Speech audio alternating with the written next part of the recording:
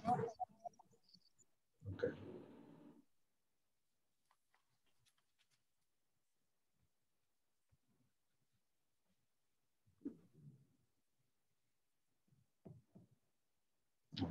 Buenos días, mi nombre es Juan Ramón Castillo, decano de la Facultad de Ciencias Administrativas y Económicas, y le damos la bienvenida al profesor Néstor Avendaño, con el cual tenemos el gusto de iniciar este ciclo de conferencias hablando de economía con el profesor Néstor Avendaño.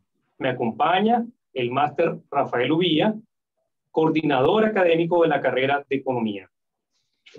Para nosotros, la Universidad Americana y nuestra facultad, es un gran honor tener al profesor Néstor Avendaño en este ciclo de conferencias a través de este medio webinar, el cual vamos a desarrollar mensualmente. El objetivo es que el profesor Avendaño presente uno de sus escritos semanales que él realiza en su sitio web, que realiza en su empresa, ¿verdad? Y nos comparte. Les hablo un poco del máster. Néstor Avendaño tiene estudios de doctorado en la Universidad de Yale, en Estados Unidos. Es máster graduado en economía en dicha Universidad de Yale y es licenciado en economía de la Universidad Nacional Autónoma de Nicaragua, UNAM. El profesor Avendaño es miembro del cuerpo docente de nuestra facultad, al cual nos sentimos muy orgullosos de tenerlo pues entre el cuerpo docente. El doctor Avendaño también ha trabajado trabaja en su firma que se llama Copades, y es donde les comentaba que él escribe estos artículos referentes a la economía nacional e internacional.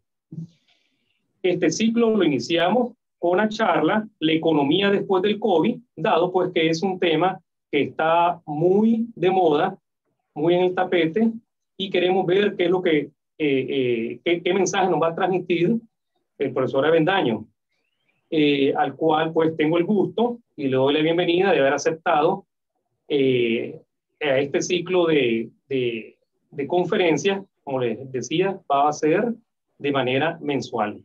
Les dejo antes de presentarles, de darle la palabra al profesor Avendaño, al máster Rafael Ubía.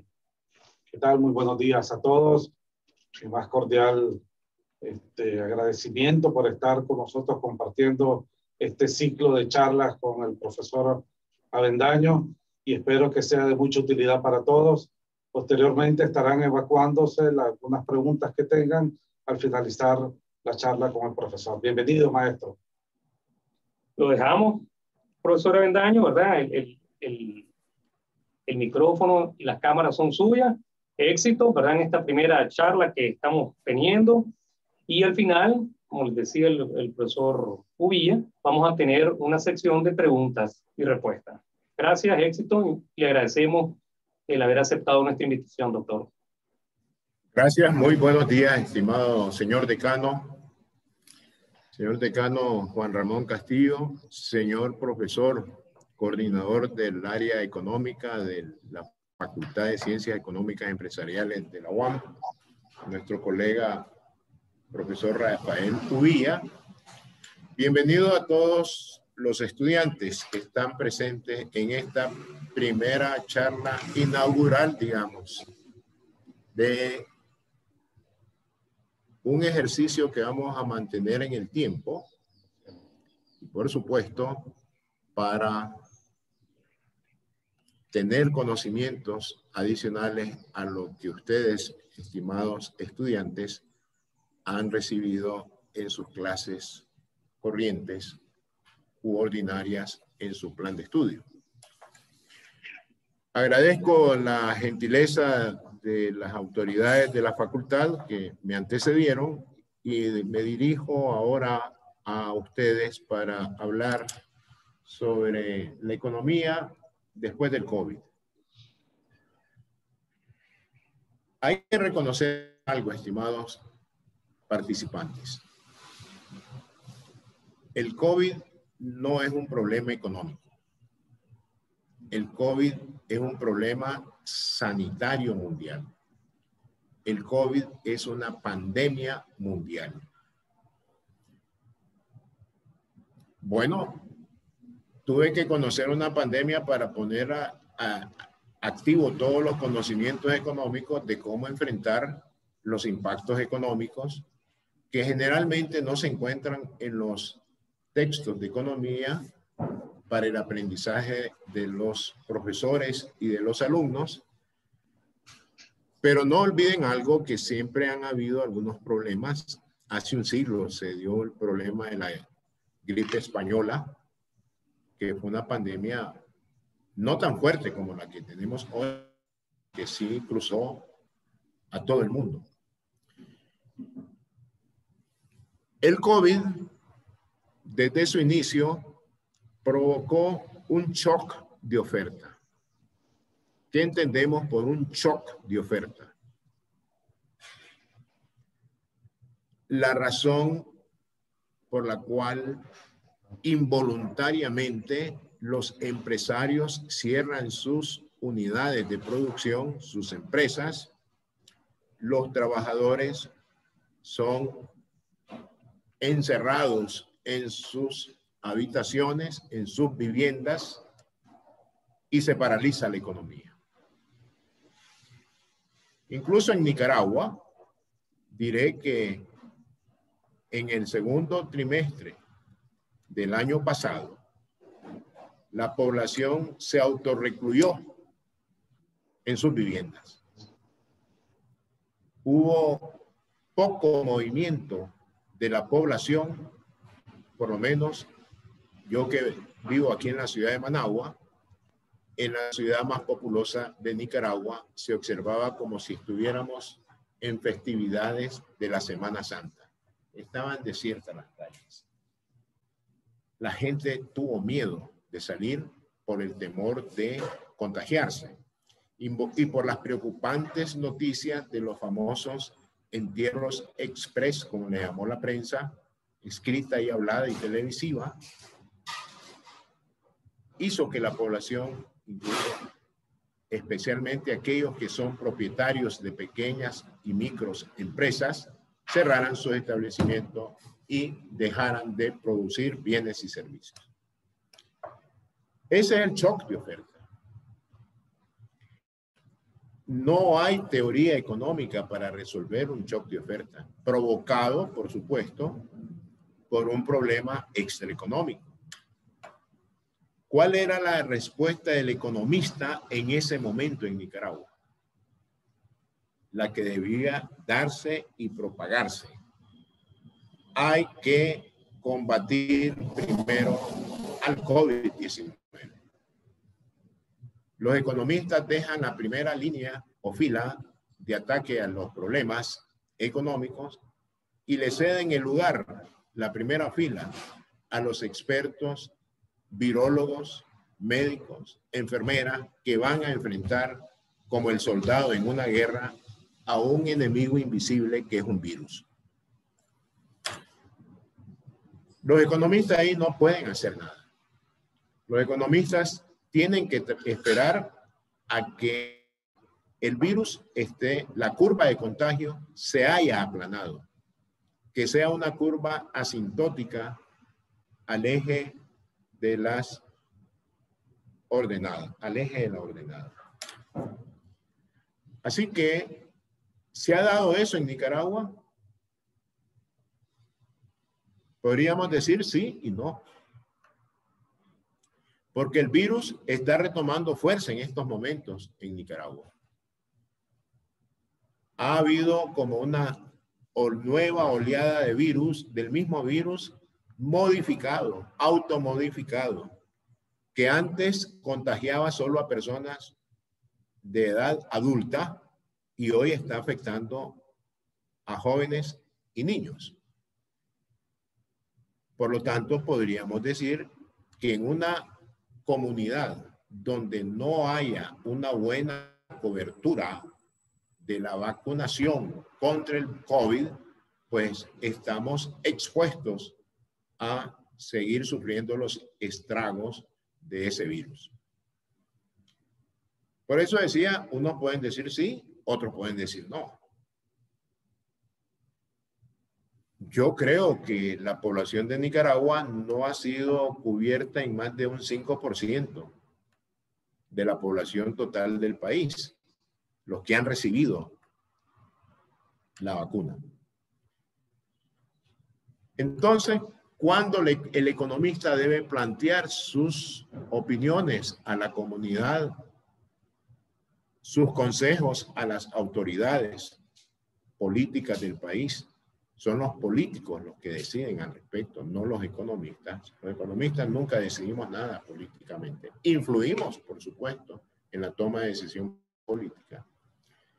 ¿Qué podemos decir una vez que se resuelva el shock de oferta? O sea, que se estabilice el control férreo sobre el virus. El mismo shock de oferta provocó otro shock económico inmediato, que es el shock de demanda. Ya explicamos el shock de oferta, ahora estamos explicando el shock de demanda. El shock de demanda no es nada más que cuando los trabajadores están recluidos en cuarentena, como se le llama en la jerga médica, en sus hogares, no pueden devengar ingresos. No estamos en un país como Estados Unidos o Eurozona o Japón, países de economía avanzada, donde los gobiernos entregan vía presupuestaria ingresos para reactivar la demanda una vez que se da el shock de demanda y se vaya controlando la propagación del virus. Aquí el presupuesto de nuestra república no es suficiente ni para la inversión pública, mucho menos para financiar consumo. Financiar consumo que reactive la demanda dormida, la demanda que desapareció por el shock de oferta, que salieron los trabajadores a su casa y no produjeron y no tuvieron ingresos. Entonces, ¿qué tenemos que hacer ante la ausencia de los recursos presupuestarios para reactivar la demanda? Estoy pensando en el COVID y nuestro país. Bueno, para eso el Estado tiene dos instrumentos muy dinámicos en política macroeconómica. Es la política monetaria y la política fiscal. Pero también hay otros problemas en Nicaragua. Desde el año 2018,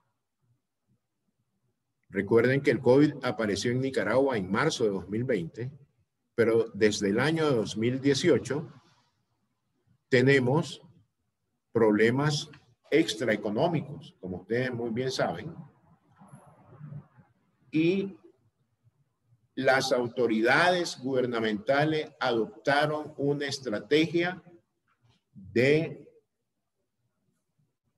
reducir la producción y aumentar el desempleo, en vez de una estrategia de incrementar la deuda pública y generar una gran presión inflacionaria.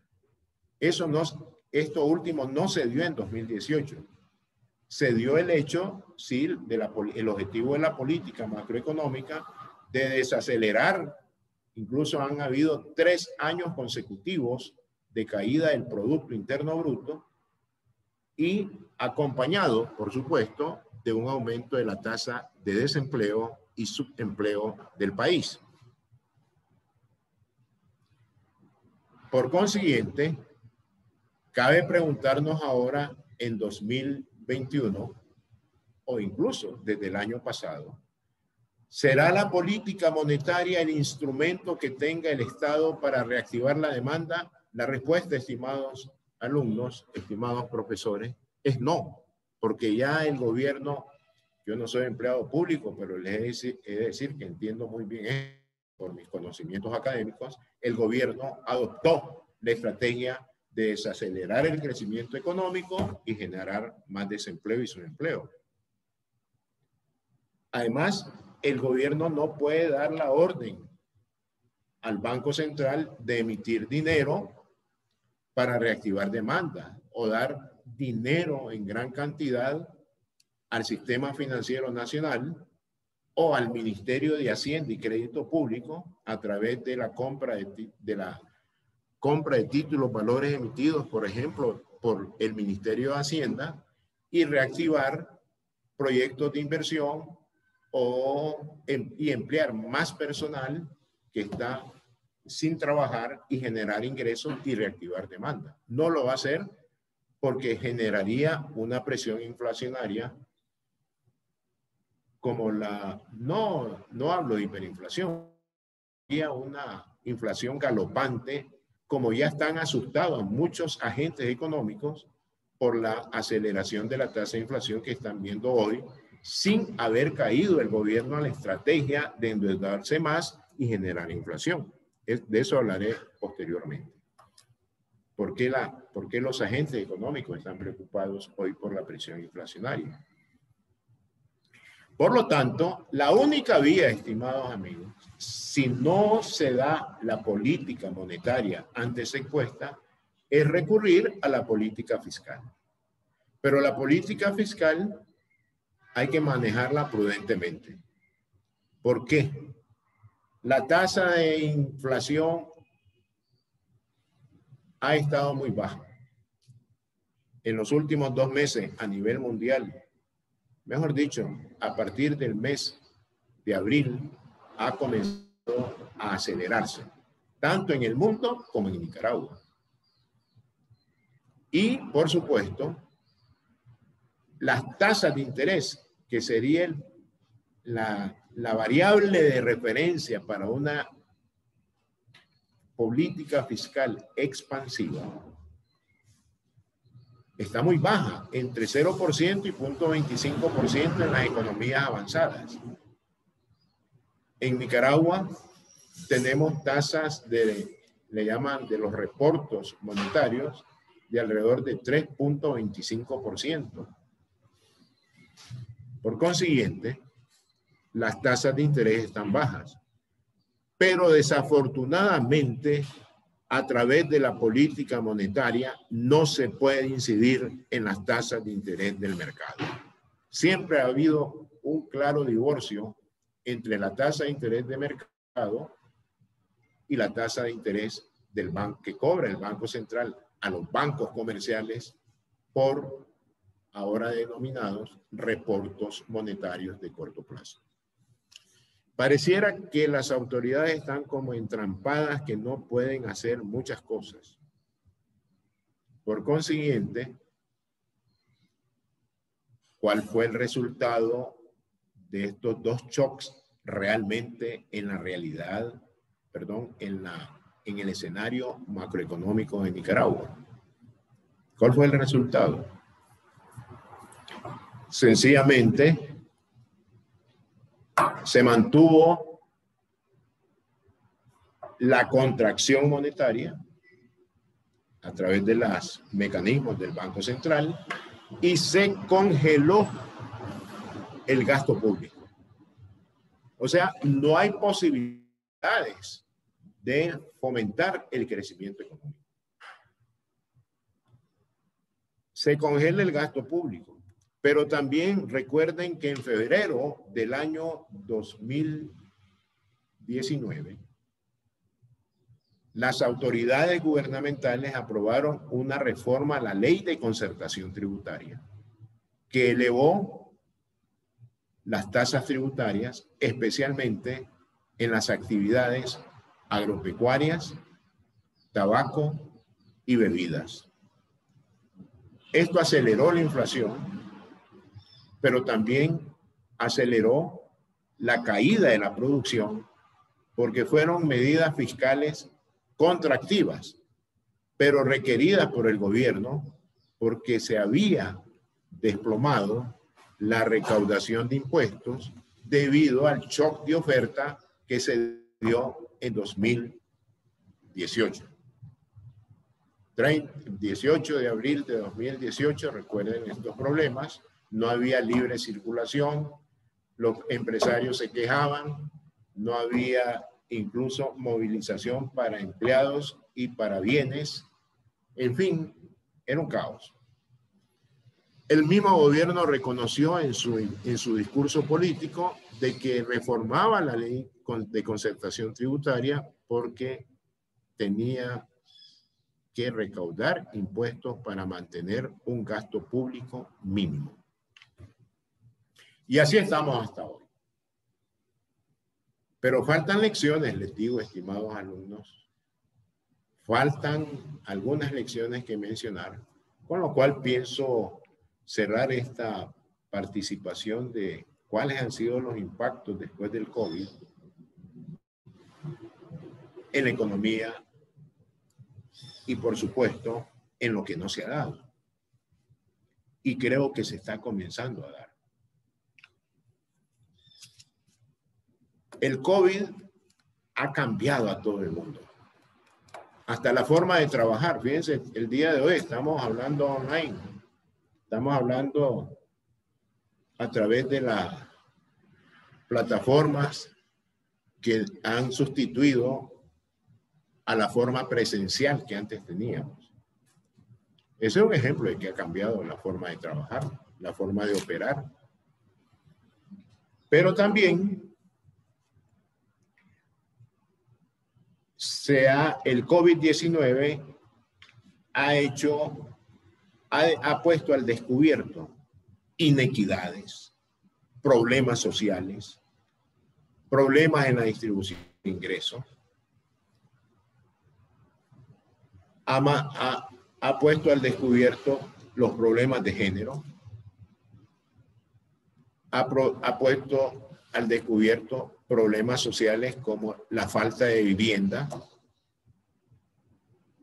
la cobertura de la educación,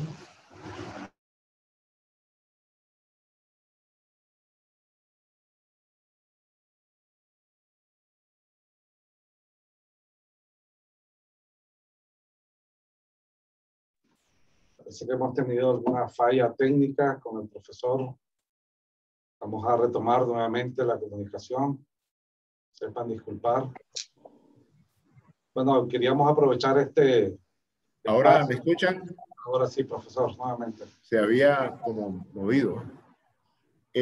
¿Cómo será la situación después del COVID en cuanto, llamemos así, la gente estará más reacia a aceptar esas desigualdades? ¿Aceptará la discriminación? Veamos un ejemplo ahí en Estados Unidos. El racismo.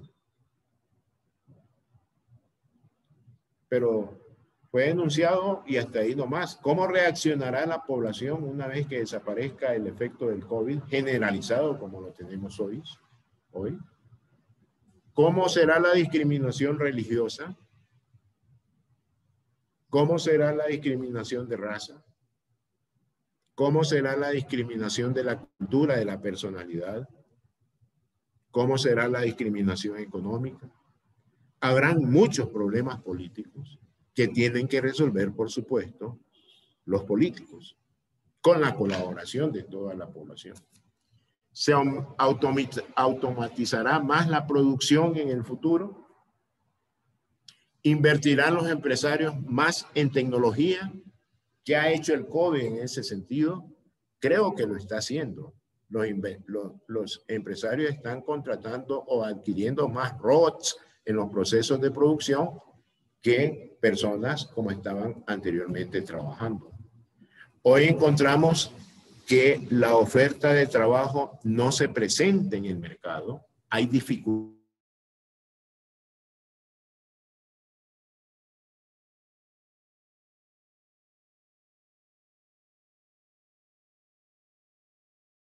Sí, seguimos teniendo algunos problemas técnicos con el profesor Avendaño.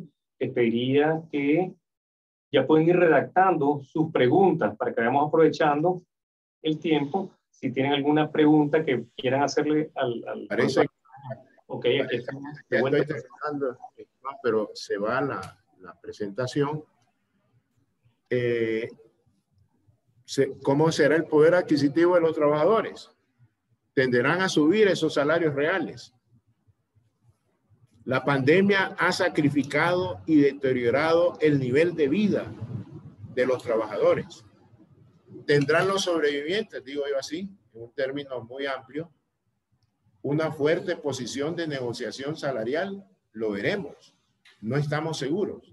Yo creo sí, estimados participantes, la economía ha cambiado y debemos estar atentos a esos cambios y proponer medidas correctivas o impulsoras del crecimiento económico ansiado para poder volver a recuperar los niveles de bienestar prepandémicos que observábamos hasta 2017. Muchas gracias y podemos pasar ahora a la sección de preguntas, comentarios que ustedes tengan a bien. Ok, los invitamos a que hagan, por favor, redacten sus preguntas. Aquí las vamos a leer para el profesor Avendaño.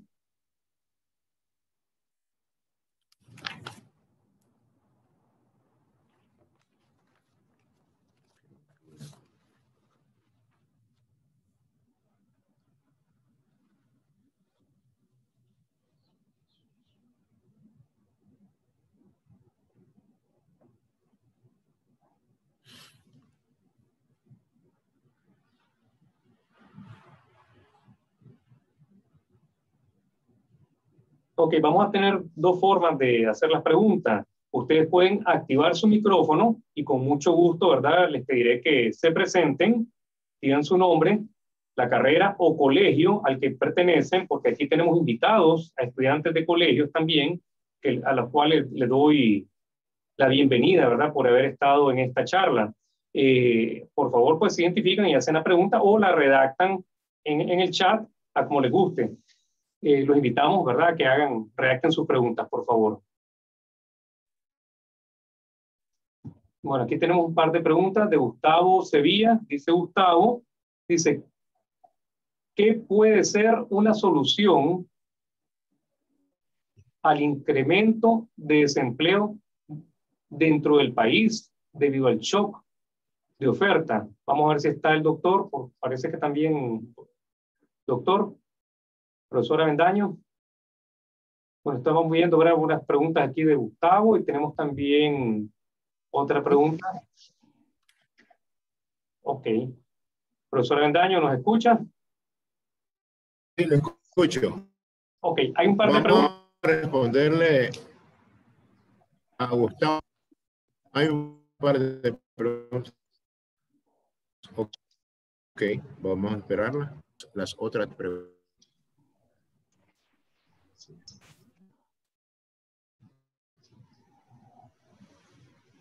Y la siguiente pregunta dice, ¿qué medidas correctivas propone que se adopten al contexto actual? ¿Usted cree que este cambio económico podemos sacar ventaja?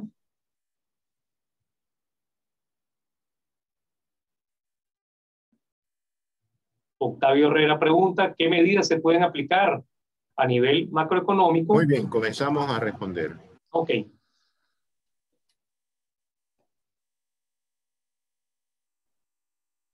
Muy bien. ¿Cómo evitar el desempleo dentro del país? Creo que fue la primera pregunta, ¿verdad? Voy a responder todas en una sola respuesta.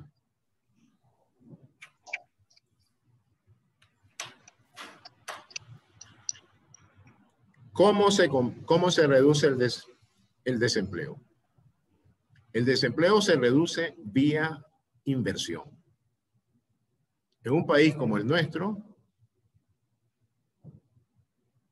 debemos promover la inversión privada, sostener la inversión pública y, si es posible, aumentarla para generar más puestos de trabajo en el sector formal de la economía y, por supuesto, generar más ingresos entre la población trabajadora que reactiven la demanda de bienes y servicios ante la contracción que ha habido por efecto del COVID. Es vía inversión. Yo no creo en aquellos colegas que dicen que vamos a impulsar el crecimiento económico vía consumo. Tal vez eso en las economías avanzadas, pero en la economía nuestra, un país de ingreso medio bajo, que estamos en las escalas más bajas, inferiores en esa clasificación de país de ingreso medio bajo, no podemos darnos el lujo de consumir más por la gran apertura de la economía que haría importar más bienes y servicios del exterior.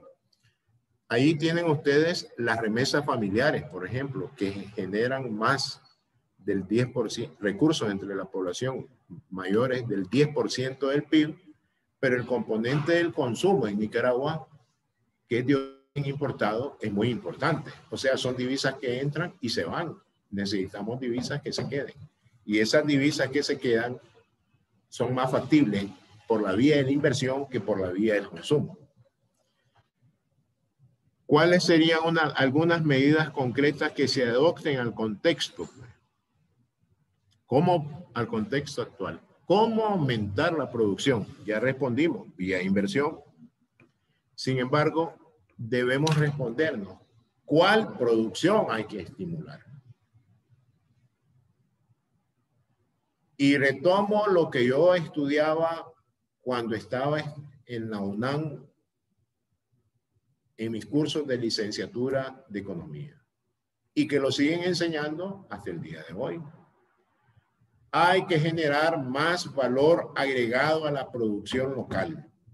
Nicaragua es un país exportador nato de materias primas. Hay un ejemplo, exportamos café oro, el grano, pero si exportáramos café procesado y de alta calidad, ¿cuánto recibiríamos en concepto de exportaciones? Mucho más de lo que obtenemos ahora exportándolo como un grano. Eso es darle más valor, un mayor valor agregado a través de una mayor remuneración a los factores de producción, a los salarios, me refiero a los pagos de impuestos indirectos a las autoridades públicas, al sector público, mejor dicho, al presupuesto de la República, mayores utilidades brutas a los productores y, por supuesto, mayor depreciación de maquinaria y equipo. Todo eso se reflejaría en los precios de la producción, tanto destinada al mercado local como al mercado externo. Creo que hay que desarrollar la agroindustria. Creo que Nicaragua no ha avanzado mucho en la agroindustria. Seguimos exportando la misma canasta de bienes que destinamos al sector externo y que yo conozco desde la década de los 60. No hay una gran variedad de productos nuevos. Por lo tanto, concluyo así, es necesario mejorar la productividad de la producción agropecuaria y también impulsar el procesamiento industrial de esas materias primas de origen agropecuario que nuestro país produce. Las otras preguntas prácticamente coinciden con lo que hemos hablado. Medidas económicas, la que me haría falta, muy explícita, muy específicas para el momento. Les diré honestamente que cambiar la estrategia económica del gobierno será muy difícil. ¿Y por qué sería muy difícil? Nicaragua está sometido a una serie de sanciones financieras internacionales.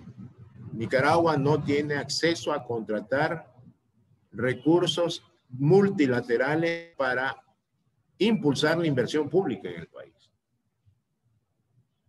No podemos aumentar ese gasto. No tenemos suficientes recursos. Los niveles de producción han bajado por todos los problemas observados desde 2018 hasta 2020. Ojalá que el COVID, ¿creen ustedes que el COVID va a resolverse en Nicaragua en 2021? Mi respuesta es no.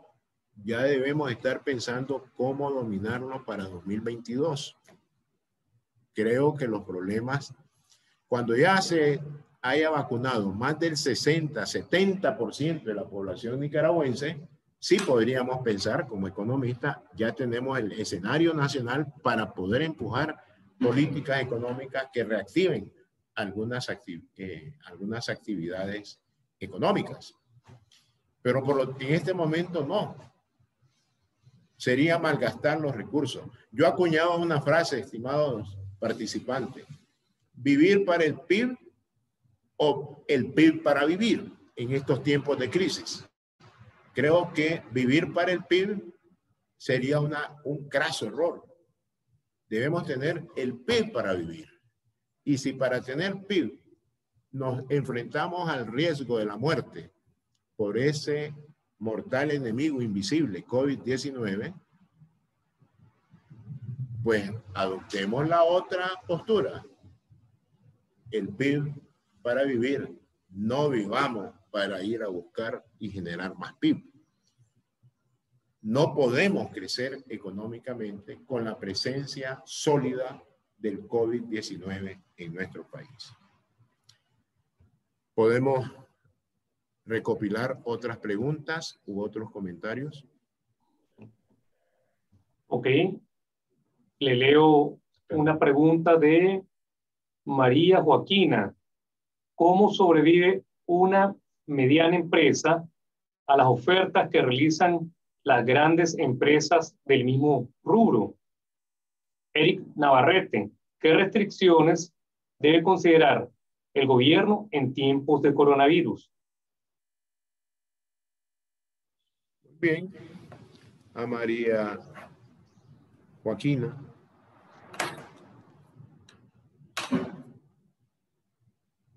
Muy difícil que en tiempos de pandemia una mediana empresa pueda subsistir frente a grandes empresas del mismo ramo. Pero ¿cómo sobrevivir? La pregunta.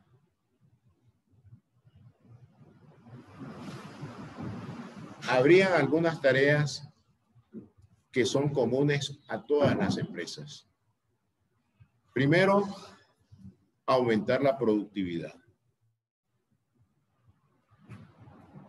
Cuando hay crisis, los precios bajan. Algunas veces, hasta los precios de la tecnología disminuyen.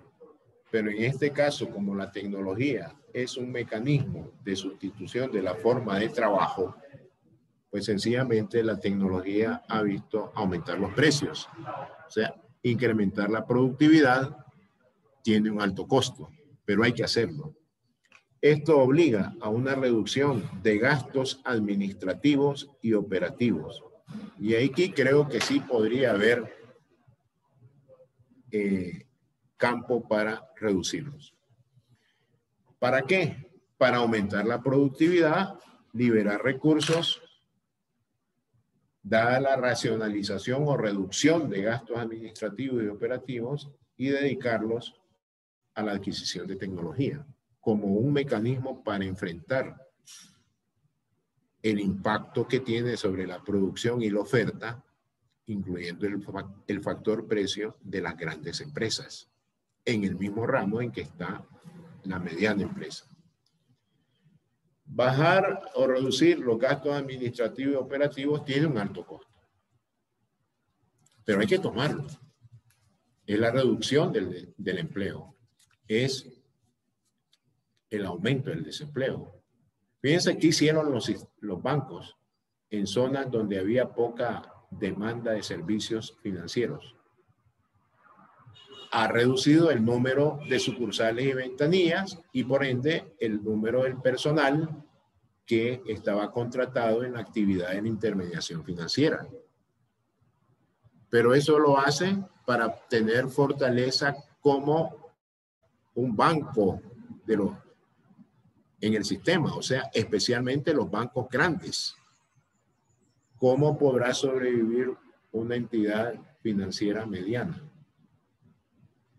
Muy difícil, agravado por el hecho de que las tasas de interés son elevadas en el mundo de las financieras, a pesar impulsada por los niveles de interés de la gran banca comercial radicada en el país. Ese es un ejemplo, pero hay que hacerlo. Si se toma la dolorosa medida de incrementar la productividad, tendrá que cruzar por la reducción del empleo para garantizar la reducción del gasto administrativo y el gasto operativo. Después ya no hay más. En ese momento no se puede ampliar mercado externo. La demanda externa ha disminuido, o sea, las exportaciones han caído. Hasta cuando se reaperture la economía, se abra la economía de nuevo, tendremos una mayor demanda de nuestras materias primas. Habría que ser original en la forma de presentación de los productos, diversificar incluso algunas líneas de producción, si es posible, para esa mediana empresa. Después ya no hay más vía. La restricción, me hablaba, estimado señor decano, la segunda pregunta de un joven, restricciones en estos tiempos. Así era, señor decano. Sí, dice, pregunta Eric Navarrete, ¿qué restricciones debe considerar el gobierno en tiempos de coronavirus? Restricciones. Restricciones. Bueno, la restricción que debe tener el gobierno prácticamente no es ninguna. No habría restricciones para la política fiscal. Antes de asignar más recursos a la producción vía inversión pública, tiene que asignar más recursos por la vía social para atacar al COVID. Fíjense que hasta diciembre del año pasado, por instrucciones de las Naciones Unidas y del G7, el Banco Mundial, el Banco Interamericano de Desarrollo y el Fondo Monetario Internacional concedieron préstamos multilaterales muy concesionales al gobierno de Nicaragua en concepto de asistencia humanitaria, dado los problemas provocados por el COVID y los impactos de los dos huracanes ETA e IOTA en noviembre del año pasado en el Caribe Norte. Pero eso lo hicieron porque la ley de NICA Act, una ley estadounidense, permite ese tipo de financiamiento para asistencia humanitaria, pero impide la contratación de nuevos recursos multilaterales para financiar la inversión pública en infraestructura económica y social. Entonces, ante la pregunta, ¿qué es lo que se debe restringir? Nada. Mientras más se gaste, mejor para reactivar la economía. Pero la dirección del gasto en estos momentos es para tener la inmunidad de rebaño, como dicen los expertos en virología. O sea, que estén vacunados 70%, 80% de 6.5 millones de habitantes. Y después, ¿bien?, abrir las llaves de financiamiento, que significaría que no se mantenga el waiver sobre esa NICA Act, que se levante la sanción de que Nicaragua pueda tener efectivamente acceso a la contratación de nueva deuda externa multilateral para generar más puestos de trabajo y mejor infraestructura económica y social. Pero nunca estoy pensando que debe restringirse. La vía para superar la situación actual de Nicaragua, la economía de Nicaragua, está en manos, en las llaves de la política fiscal. Incluso yo alentaría a las autoridades gubernamentales que revisen la ley de concertación tributaria para poder multiplicar ese efecto de crecimiento productivo por el cual estaba cayendo, elevaron esas tasas con fines recaudatorios. Pero si la economía vuelve a crecer, creo que es justo que las autoridades gubernamentales inviten a una evaluación y a una posible reforma, a la reforma que se hizo en febrero del año 2019. Esas serían mis consideraciones, estimados alumnos, a esas dos preguntas. ¿Hay más preguntas? Tenemos tiempo todavía. Sí, tenemos bastantes preguntas. Eso es bien interesante, ¿verdad? Que los participantes estén redactando sus preguntas. Vamos a leerle otra batería de preguntas, profesor. ¿Sí? Y dice Gustavo Sevilla, ¿hay un mayor ingreso en la transformación de la materia prima para la exportación de materia prima? Pregunta Leo Ruiz. Le voy a leer las preguntas. Son 4 preguntas de este último bloque. Leo Ruiz pregunta, ¿se hablaron de medidas fiscales contractivas? Estas son las mismas a las políticas económicas procíclicas. Luisa procíclica, dijo. Procíclica, sí. Luisa Orozco pregunta, ¿cree usted que las microempresas cerrarán en lo más viable? Y María Alejandra Méndez pregunta, hablaba de cómo se debe agregar valor agregado al sector agrícola, pero también cómo no inciden las tasas de interés del Banco Central en la banca privada. ¿Qué otra alternativa existe para que un pequeño productor mejore su producto a fin de generar valor agregado? Y la última pregunta de Harvey Cisnero, ¿cómo se puede hacer para incentivar a la empresa privada para invertir en el pueblo nicaragüense ante la incertidumbre actual? Entonces, con ese ciclo de preguntas, esa batería, vamos a cerrar, profesor. Sí, muy bien. Por supuesto que hay espacio, hay oportunidades para generar más valor agregado en la transformación de materias primas. Nicaragua es un exportador nato de maní en grano, ajonjolí en grano, café en grano. Todo va sin procesamiento agroindustrial. O sea, exportemos lo que nosotros importamos y encontramos en los mercados y supermercados. El café ya procesado, solo pone la taza con agua, cuchara, lo mueves y te bebes el café. Pero nosotros vendemos para ir a tostar el café al exterior y producir el polvo del café para preparar el consumo final.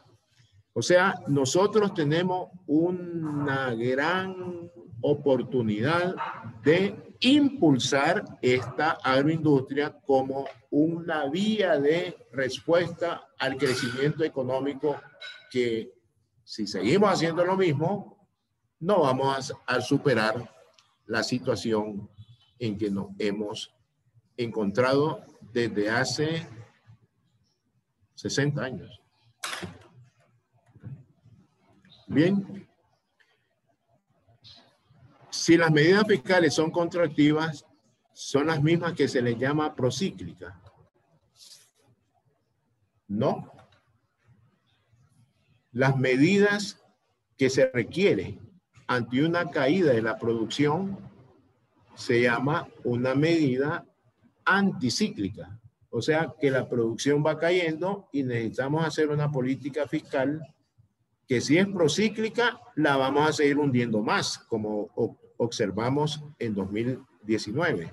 Pero si es anticíclica, vamos a detener esa caída y vamos a levantarlo. Por eso la palabra anticíclica. Procíclica es que si va cayendo y aumenta los impuestos, pues va a seguir cayendo más. Lo contrario, vámonos al gasto. Una política fiscal contractiva significa reducir el gasto público, reducir el gasto de consumo, reducir el gasto de inversión en el sector público. Al reducirse eso y la economía está cayendo,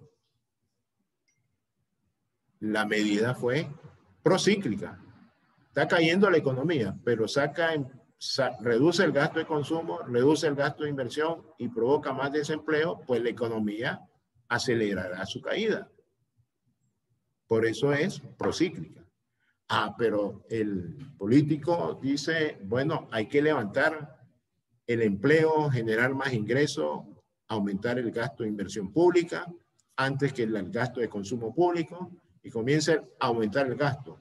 Esa medida, en un momento en que la economía cae, recibe el nombre de anticíclica, porque está en contra de la dirección que llevaba el gasto en ese momento. O sea, va hacia arriba y evitar que siga bajando. Ese es el significado, pues, de lo que se conoce como procíclico y anticíclico. Si la microempresa lo podría cerrar en las situaciones, ya cerraron, estimada señorita Orozco. Creo que fue una dama, una estudiante la que nos preguntó sobre sobre la microempresa. El COVID afectó y golpeó tremendamente las actividades económicas de servicios. ¿Cuáles fueron esas? Comercio, hoteles, restaurantes, servicios comunales, servicios personales. 5 actividades que sufrieron una grave contracción. Sobre todas ellas hubo otra actividad que no es de servicio, que sí fue vapuleado. Me refiero a la construcción. La caída de la construcción es, creo, un poco más del 50% en 3 años. Me olvidaba de otro de servicio. La banca, la intermediación financiera se desplomó también por el temor de la irrecuperabilidad del crédito, o sea, una mayor mora en la concesión de préstamos, y los bancos prefieren no conceder préstamos. Entonces, ¿habrá posibilidades de salvar a la microempresa del impacto del COVID? La respuesta es no, excepto en aquellas actividades que se multiplican con el COVID. ¿Cuáles son? Medicamentos, farmacias, productos de higiene personal, productos de higiene del hogar. También mencioné producción de alimentos. Siempre hay que comer. Así que hay empresas, pequeñas empresas, que se robustecieron económicamente gracias al COVID. Las productoras de ese alcohol líquido, por ejemplo, para limpiarse, esterilizarse las manos, la producción de jabón, porque hay que estarse lavando las manos periódicamente con bastante frecuencia. Esas son empresas que han visto una mayor demanda de su producto. Y ahí la pequeña, mediana y gran industria está trabajando. Incluso la importación de productos químicos que nosotros no producimos se ha aumentado para su distribución vía microempresas, empresas medianas, empresas grandes, comerciales. De todo un poco. Lo otro era sobre cómo generar mayor valor agregado si las tasas de interés están muy altas. ¿Cómo estimular mayor generación de valor agregado en esta situación difícil? Bueno, generar más valor agregado es cuando se reactive la producción. Ya dijimos esto en nuestra charla. Cuando se dan las condiciones de reactivar la producción, que significa el aplanamiento de la curva de contagio del COVID. Pero su pregunta es muy interesante. Me refiero a María Alejandra, creo que lo había hecho. Y le contestaré su pregunta primero diciendo otra pregunta. ¿Podrá la banca comercial radicada en Nicaragua estimular el crecimiento de la producción? La respuesta es no. La banca comercial de Nicaragua es una banca que promociona el consumo, no la producción. El 75% de la cartera de préstamo está asociada con gasto de las unidades familiares. Comercio, ahí está el comercio importador, préstamos personales para comprar vehículos, tarjetas de crédito para el consumo, lo que se utiliza para ir de compras, incluso préstamos hipotecarios que no distinguen la compra-venta de casas usadas de la compra y venta de casas nuevas. Casas nuevas es inversión, pero comprar y vender una casa ya usada no es inversión, no es nada más que una transferencia de un activo fijo. Así que, ¿cómo resolver el problema? Y siempre esa pregunta la hemos encontrado a lo largo de los años. ¿Cómo hacerlo? Solo hay una salida. Es necesario, estimada alumna, creo que es, ¿verdad? María Alejandra, restablecer la banca estatal de fomento a la producción, donde ese instrumento del Estado recibe la política financiera fortalecida con la intervención del Banco Central. El Banco Central, revisen la ley del Banco Central, tiene solo dos mandatos. Uno, mantener la estabilidad del Córdoba. Dos, garantizar el flujo de pagos internos y externos. Después no aparece una que diga aumentar el crecimiento económico, mucho menos que diga reducir el desempleo. Esos no son objetivos legalmente establecidos por la ley, no de este momento, de antaño, desde cuando vino acá el FMI en el año de 1990 a elaborar el primer programa Stand-by a Nicaragua antes de los famosos ESAF que comenzaron a entrar en vigor allá en junio de 1994.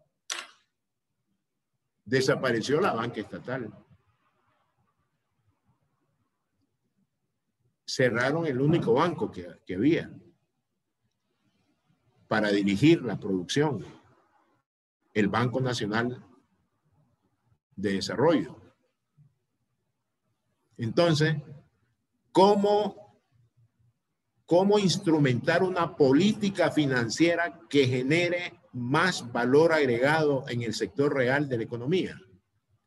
Estableciendo, por ejemplo, una política crediticia de topes de cartera, que sean administrados esos topes de cartera por una banca de fomento estatal a la producción, digamos, X miles de millones de Córdoba para el arroz, X miles de millones de Y, Z o cualquier otro número para el nivel de procesamiento del frijol o del café, para saltar de la exportación de granos a exportación de café procesado.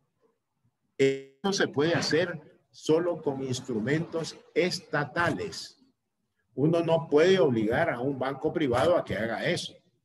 ¿Qué diría un banquero privado? Te vendo el banco y hacer con el banco lo que tú quieras. Pero en el banco mando yo. Eso diría el banquero privado. Para no recibir ese tipo de respuesta, yo creo que el Estado se ve en la imperiosa necesidad de restablecer la banca privada, la banca de fomento, la banca estatal de fomento a la producción. Y por ella, y con este instrumento, que no lo tiene, dirigir su estrategia productiva a favor de la economía del país. Ahí concluimos, estimado señor decano y profesor. Muchas gracias, profesor. Muchas gracias, profesor Néstor Avendaño, ¿verdad? Muchas gracias a la audiencia. Interesantes sus preguntas. Como les decía, este es el inicio de la primera sesión. Vamos a tener una sesión mensual hablando con el profesor Avendaño. ¿Me permite dar una palabra de cierre, señor decano? Así es. Señor decano y profesor Ubía, con esta primera charla observé una gran inquietud en preguntas, incluso preguntas de fondo, que no aparecen en clases normales. Vi un interés bastante activo de cómo salir de estos problemas. Esto es lo que pretendemos hacer con esta noble tarea de encontrarnos una vez al mes, como nos ha dicho el señor decano, don Juan Ramón Castillo, con el propósito de que ustedes, participantes, conozcan qué es la economía. La economía es una ciencia. Y como ciencia, tiene sus instrumentos para lograr los objetivos. Por supuesto, es una ciencia social, no es una ciencia exacta. Dicen que si usted le hace una pregunta a un economista, la primera respuesta, la primera palabra que dice el economista es depende. Yo me sonrío cuando decimos depende. ¿Y depende de qué, estimados participantes? Depende de los supuestos que pongamos a la respuesta. O sea, dar a resolver un problema a dos economistas y obtendrás 3 o 4 soluciones. O sea, esto es bastante engorroso. No es una ciencia exacta. Pero me ha llamado, y los felicito a los participantes, de que vayan conociendo cómo es, qué persigue la economía. Y todo el campo económico es tan amplio como los pensamientos de cualquier sociedad que giran en torno al bienestar de la comunidad. ¿Cómo reducir la pobreza? Ese es un tema de intensa discusión, muy versátil. Y por supuesto, la economía ayuda a encontrar esa respuesta. Así que los invito personalmente como profesor a que sigan participando y conociendo la economía, que visiten este portal de la Universidad Americana una vez al mes, cuando lo dispongan las autoridades de la facultad. Y por supuesto, siempre me encontrarán aquí activo para transmitir mis conocimientos, no obtenidos solamente en libros, sino también en la vida real, y así es contribuir a la formación y a que ustedes quieran y estimen a la economía. Y a lo mejor llegan a visitar la universidad donde se está mejorando la calidad de la disciplina económica a nivel de licenciatura y maestría. Así que les agradezco su fina atención. Felicito al señor decano y al profesor Ubía por esta oportunidad que nos han dado, especialmente a ustedes, estimados participantes, y a mí, para tener este conversatorio, esta conversación, una vez cada mes. Muchas gracias y siempre a la orden, estimados profesores. Muchas gracias. Muchas gracias, máster profesor Néstor Avendaño. Muchas gracias, estudiantes. Bienvenido, ¿verdad?, a su facultad de Ciencias Administrativas y Económicas, y aquellos estudiantes de secundaria, los invitamos a que se acerquen a nuestra universidad para obtener mayor información sobre la carrera de Economía. Buenas tardes a todos. Hasta luego. Buenas tardes, hasta luego.